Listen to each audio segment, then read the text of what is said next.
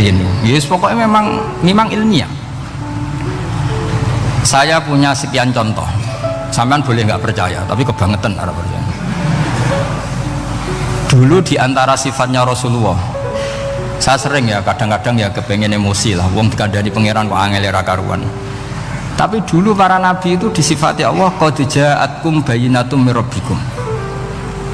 Orang-orang kafir dulu disalahkan Allah karena sudah ada bayinah. Bayinah itu kebenaran yang ketok welo-welo, begitu jelas. Sehingga Allah ketika mensifati kekasihnya yaitu Rasulullah SAW, itu status yang ditonjolkan Allah itu apa?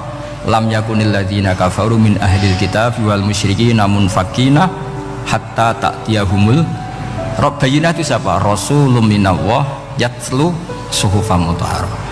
Orang kafir yang ngotot terhadap kekafirannya, baik ahli kitab maupun orang musyrik, itu tidak akan tercerabut dari akar kekafiran sehingga datanglah bayinah. Bayinah itu kejelasan yang benar welo-welo. Siapa itu? Rasulun minallah yatslu suhufam. Nah, benar welo-welo itu karena argumentasinya dibenturkan. Saya ulang lagi, dibenturkan. Saya beri sekian contoh argumentasi yang dibenturkan. Saya berkali-kali cerita kalau ngaji, lama sekali, ya saya ulang lagi, lama sekali cara berpikir orang kafir, entah kafir Cina, entah kafir Quraisy itu sama. Di mana-mana Tuhan itu penyelesai problem. Pikiran mereka, kalau problem itu banyak ya Tuhannya harus banyak. Makanya ada dewa petir, dewa apa, dewi keberuntungan, macam-macam. Di orang kafir jahiliyah juga sama. Ini Tuhan spesialis hujan, ini Tuhan apa, sesuai fungsinya. Sehingga ketika Rasulullah itu datang membawa konsep satu Tuhan, mereka protes. Disebut aja'alal alihata ilahaw wahida inna hadza la syai'un ujab. Masa Tuhan satu, padahal problem kita ini banyak. Inna hadza la syai'un ujab, ini aneh. Tapi Nabi secara telaten adu argumentasi. Kalau kamu sebagai pembantu, sebagai budak, lalu majikan Anda banyak, semuanya punya perintah yang beda-beda. Kamu suka apa enggak? Ya tidak suka Muhammad. Enak mana majikan banyak sama majikan satu? Ya enak satu. Tuhan kamu itu majikan kamu. Kalau Tuhan kamu majikan kamu, kalau Tuhannya banyak, perintahnya beda-beda, habis kamu. Ya sudah, amat Tuhannya satu saja. Itu namanya bayinah. Bayinah itu argumentasi yang enggak terbantahkan. Itu yang disebut hatta ta'tiyahumul, itu disebut daraballahu mathalan rajulan fihi syuraka mutasyakisuna wa rajulan salamal lirajul hal yastawiyani mathala alhamdulillah. Jadi ketika mereka dijak argumentasi, oke mat, kalau majikan banyak itu gak enak, enak majikan satu. Wa rabbukum sayyidukum, Tuhan kamu itu majikan kamu, maka enak satu. Oke Muhammad, kita terima konsep itu, alhamdulillah, akhirnya mereka Islam. Nah sekarang enggak, berjuang ngamuk ya, dijak logika itu rapati gelem.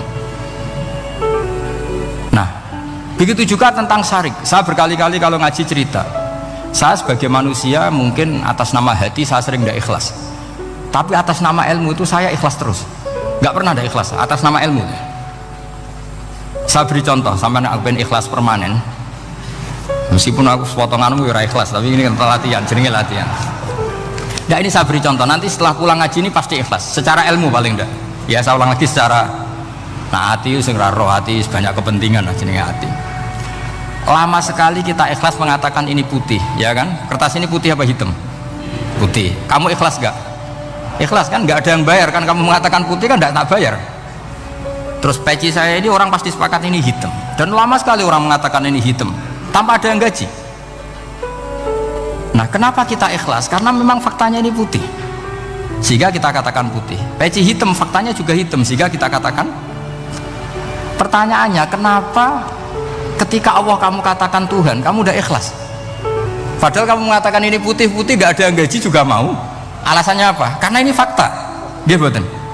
Sekarang Allah Tuhan itu fakta apa enggak? Fakta. Loh kenapa untuk mengatakan Allah Tuhan kamu nunggu apa? Iku ngawur tau ora cara ilmu. Buatan ngawur buatan. Ngawur kan? Harusnya kalau mengatakan fakta itu yang ikhlas. Putih kita katakan putih, hitam kita katakan hitam, meskipun nggak ada yang bayar. Nah itu ilmu. Maka kalau kita dengan ilmu nyembah Allah mesti ikhlas. Ya Allah memang kau Tuhan ya tak sembah. Atas nama ilmu loh, saya ulang lagi, atas nama Tapi kalau atas nama hati, Gusti nggih nyembah lah Gusti nyuwun opah lah kula ini kan maksudnya ku yo piye dadi ribet. Makanya di bab fakta itu Allah ngendikan waman azlamu mimman abadani li jannatin aw narin laulam akhluq jannatan wala naron alam akun ahlan al-uto'ah. Siapa yang lebih zalim ketimbang orang yang menyembah saya yang karena takut surga atau ingin masuk surga atau takut neraka. Andai kan saya sebagai Tuhan tidak menciptakan surga atau neraka, apa terus saya tidak dituhankan? Umpama pangeran ragai swarga neraka tetap pangeran tora, tetap pangeran kan? Jadi ilmu itu beda dengan rasa, ilmu itu pasti objektif. Nah, dulu saya ulang lagi, orang kafir itu dijak begitu itu mau. Sehingga ketika mereka Islam hari pertama saat itu juga langsung ikhlas karena logikanya permanen. Saya beri contoh. Orang kafir itu kan pernah nganggap fungsi Lata, Uzza, Hubal, Manat itu setingkat sama Allah. Padahal mereka oleh mereka dianggap syarik, dianggap setara, dianggap mitra, dianggap sederajat dengan Allah. Sehingga mereka diceritakan Allah balhum qaumu ya'dilun, mereka komunitas kaum yang menyamakan selain Allah dengan Allah. Padahal gak mungkin kan, selain Allah setara dengan Allah kan gak mungkin. Iku dulu lan nerangno kangelane sak boleh. Cara gurune kuwi. Ti gurune Kanjeng Nabi Muhammad sallallahu alaihi wasallam. Iku nerangkan sekali itu orang kafir paham semua dan semuanya masuk Islam. Itu hebatnya bayina hatta ta'tiyahumul bayin. Nabi cara nerangkan diajari Allah begini. Misalnya saya kerja keras, kemudian beli Innova. Ya, atau adol warisan beli Innova. Kemungkinannya kan kerja keras atau warisan. Utawa ngerayu mertua kelar tuku Innova, kemungkinan itu sing rodok dake itu jalur pintas ngerayu mertua lewat bojone maksudnya semacam-macam lah. Apapun itu ciri khas pemilik itu nggak ingin orang lain itu setara dengan dia. Kue kerja keras nabung puluhan tahun beli Innova, kemudian teman kamu udah ikut beli, cara menguasai Innova itu sama dengan kamu. Nak nyiler atau pamit atau bensini sak enak ide. Kue mangkal gak kira-kira? Kamu punya rumah, sono wong mlebu sonang-sonong kayak pemilik, kamu mangkel tak? Mangkel. Nah, Allah cara membuat tamsil itu ya begitu. Halakum mimma malakat aimanukum min syuraka'a fi ma razaqnakum fa antum fihi sawa takhafunahum ka khifatikum anfusakum. Coba kalau kamu punya barang, kata Allah, kamu punya barang, punya sesuatu dan itu milik kamu karena kamu yang beli. Kemudian ada orang lain yang cara memilikinya sama dengan kamu. Mau nggak kamu seperti itu? Ya tidak mau Muhammad, ini milik saya kok ada orang lain yang merasa setara dengan saya, tidak mau saya. Kalau orang lain mau pinjem ya harus ngemis-ngemis lah, harus dodok-dodok. Ya seperti itu Allah itu bumi itu yang menciptakan Allah sendiri. Kemudian kamu menyertakan orang yang tidak ikut menciptakan setara dengan Allah, ini apa-apaan? Oke Mat, kalau gitu Allah la syarikalah. Jadi itu tamsil apa? Saya ulang lagi ya, kalau kamu beli Innova, mau nggak ada orang lain yang cara menguasai Innova itu setara dengan kamu? Mau nggak? Nggak mau kan? Bahkan istri saja nak nganggu kudu pamit. Nak lagi nengan, arah nengan ya oleh. Tapi apapun itu kan tetap saja harus pamit, harus prosedur. Namanya ndak ikut punya. Nah itu kemampuan ini yang mulai hilang di umat Rasulullah. Jadi Nabi itu punya fatona. Fatona itu kecerdasan untuk memberi penjelasan. Disebut orang kafir itu tidak akan infikak, tercerabut dari cara berpikir mereka, munfakin hatta ta'tiyahumul. La bayina itu siapa? Rasulun minallah yatlu suhufam mutahhar. Jadi Nabi itu kalau memberi penjelasan itu gampang sekali. Baik itu penjelasan akidah maupun penjelasan fikih. Dulu di Medina itu abkhosun nasi kailan, orang Madinah itu orang paling curang kalau dagang dulu sebelum Rasulullah datang. Sehingga misalnya mau beli pelem itu mangga itu pentil ya dihitung pelem. Jadi busron itu kurma pentil ya dihitung kurma. Misalnya kulaan pari hijau wis dituku padahal urung jelas jadi padi. Dan nanti kalau kena badai angin ya sudah, apa itu uang itu nggak kembali.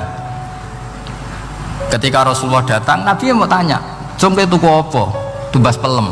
Sekarang satu pohon pelem dituku 2 juta, itu rego pelem ta rego pentil? Mbak sampean jawab ya. Pentil kan gak ono regane, sakmene nih. Ndak ketika dibayar 2 juta itu rego pentil apa rego pelem? Pentil lho mboten. Ketika pentil sakmene dituku 2 juta satu pohon itu rego pelem ta rego pentil? Pelem kan? Sekarang faktanya pentil apa pelem? Pentil. Makanya Nabi terus tanya, "Kul ara'aitum in mana Allahu as-samrah fabima yastakhilu ahadukum mala akhi." Banyak tak apa loh hadis-hadis. Andai kan nanti pentil ini kena angin, kemudian 2 juta itu bayari apa coba? Diarani bayari pelem rantuk pelem, dibayari pentil itu regane 2 juta, dipangan ora kena. Akhirnya orang Medina sadar betapa buruknya sistem perdagangan mereka. Wong pentil kok diregani 2 juta. Semenjak itu ada fikih boleh jual pentil itu ba'da budui sholahiyah, setelah jelas-jelas jadi pelem. Paham ya? Dan Nabi cara nerangkan gampang, fabima yastakhillu ahadukum mala akhi. Lalu alasan halal itu apa? Kamu mengambil uang 2 juta atas nama apa? Atas nama pelem ya Rasul, di peleme. Atas nama pentil, mosok pentil regane 2 juta. Jadi akhirnya orang Medina sadar semenjak itu tidak jual buah-buahan qabla budui sholahiyah, sebelum kelihatan berstatus napa? Samroh buah. Jadi Nabi itu orang yang kalau menjelaskan itu gampang sekali. Dulu itu Nabi pernah dibully orang Bedui. Nabi pernah ngendikan la adwa wala tiarota wala hamah, tidak ada penyakit menular. Ya ada orang Bedui itu iseng itu ya iseng. Ada unta gudiken dijejero unta waras, akhirnya sing waras melok gudiken. Si Bedui ya rodok kurang ajar. Rasulullah ditimbali, ya rodok kacau ngene. Alhamdulillah gak wong kudus nih. Ya Rasulullah, katanya engkau tidak ada penyakit menular. Ini unta ini tidak gudiken, tak jejero yang gudiken ikut gudiken. Terus Nabi banget pinter ya. Dikira Nabi itu kan kalah ya. Nabi jawabannya enak, faman a'dal awala. Semua rawi membaca al awala. Mongko te sapa ada maringi nular sapa man al awala sing pertama. Ya nek iki jarimu ketularan iki, lha iki ketularan sapa? Sing pertama gudiken. Wah iku asli lah ya, maksudku ya sing iki. Jadi Nabi itu gak pernah kalah kalau argumentasi. Nah sekarang banyak umatnya Nabi tambah soleh itu tambah rapati iso mikir biasanya. Makanya Mbah Mun terkenal bikin jargon zada khuzuan zada